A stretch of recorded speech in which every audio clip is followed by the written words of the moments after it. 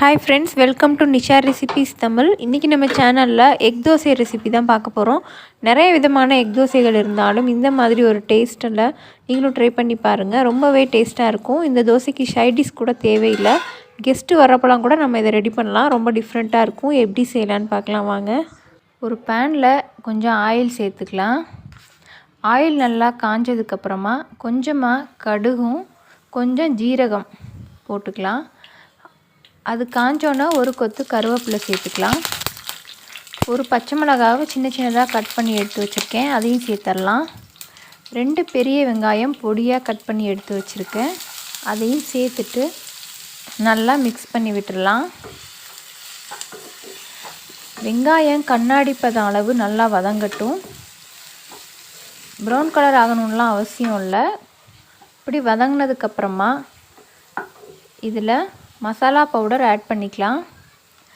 1/2 spoon அளவு கொஞ்சமாக மஞ்சள் தூளும், தேவையான அளவு உப்பும், கொஞ்சமாக மிளகுத்தூள், 1 ஸ்பூன் அளவு மிளகாய்த்தூள், 1/2 ஸ்பூன் அளவு கரம் மசாலா இதெல்லாம் வச்சுருக்கேன்.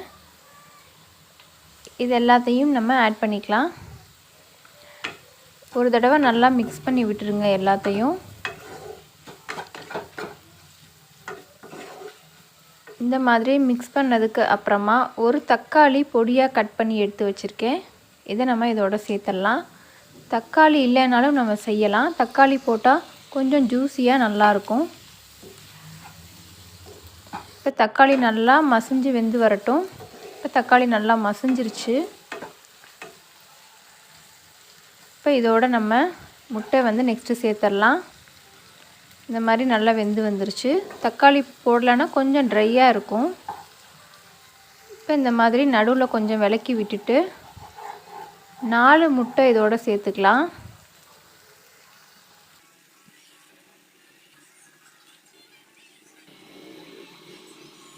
முட்டைக்கு தேவையான அளவு உப்பு இதோடு சேர்த்துக்கலாம். ஆல்ரெடி மசாலாவுக்கு உப்பு சேர்த்தாச்சு. முட்டையை மிக்ஸ் பண்ணி விட்டுட்டு ஒரு நிமிஷம் அப்படியே முட்டை தனியாகவே வேகட்டும், மிக்ஸ் பண்ணாமல். கொஞ்சம் வெந்ததுக்கப்புறம் இந்த மாதிரி மிக்ஸ் பண்ணி விட்டுருங்க. இன்னும் நல்லா முட்டை வெந்து வரட்டும்.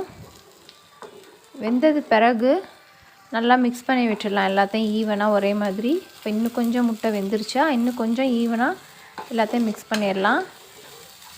இந்த ஆனியன் முட்டை எல்லாம் இந்த மாதிரி மிக்ஸ் பண்ணதுக்கப்புறம் ஒரு நிமிஷத்துலையே பார்த்திங்கன்னா இந்த மாதிரி வந்துடும். நம்ம இந்த ஸ்டேஜில் வேணாலும் அடுப்பை ஆஃப் பண்ணிக்கலாம். இல்லைனா இன்னும் கொஞ்சம் ட்ரை ரோஸ்ட் பண்ணிவிட்டு டேஸ்ட் கொஞ்சம் டிஃப்ரெண்ட்டாக இருக்கும். அந்த மாதிரி இன்னும் கொஞ்சம் மிக்ஸ் பண்ணி விட்டுட்டும் நம்ம ஆஃப் பண்ணிக்கலாம். மேலே கொத்தமல்லி இலை தூவி இறக்கிடலாம், அவ்வளோதான்.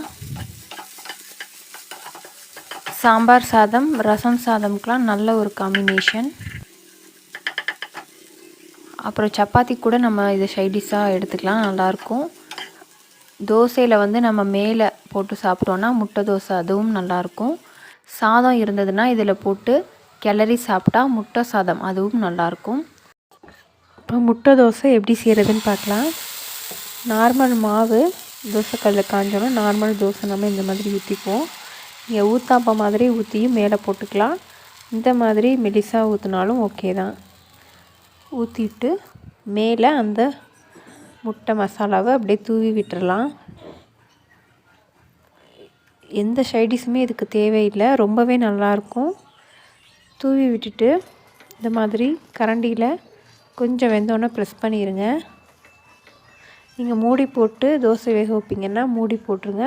இல்லை இந்த மாதிரி வேக வச்சு திருப்பிட்டாலும் ஓகே தான். மூடி போட்டுடலாம், ஏன்னா திருப்பாமல் இதை அப்படியே நான் மடிக்க போகிறேன். அவ்வளோதான், வெந்துருச்சு. இதை நீங்கள் அப்படியே ரோல் பண்ணி சப்பாத்தி ரோல் மாதிரி பைட் பண்ணி சாப்பிட்லாம். இல்லை அப்படின்னா நீங்கள் இந்த மாதிரி மடித்து சாப்பிடலாம். சூப்பரான முட்டை தோசை ரெசிபி ரெடி ஆயிடுச்சு. நீங்களும் இதை ட்ரை பண்ணி பாருங்கள். இந்த வீடியோ உங்களுக்கு பிடிச்சிருந்துச்சின்னா மறக்காமல் சேனலை சப்ஸ்கிரைப் பண்ணுங்கள், லைக் பண்ணுங்கள், கமெண்ட் பண்ணுங்கள், ஷேர் பண்ணுங்கள். மறக்காமல் உங்கள் ஃப்ரெண்ட்ஸ்க்கும் ஷேர் பண்ணுங்கள். தேங்க்யூ.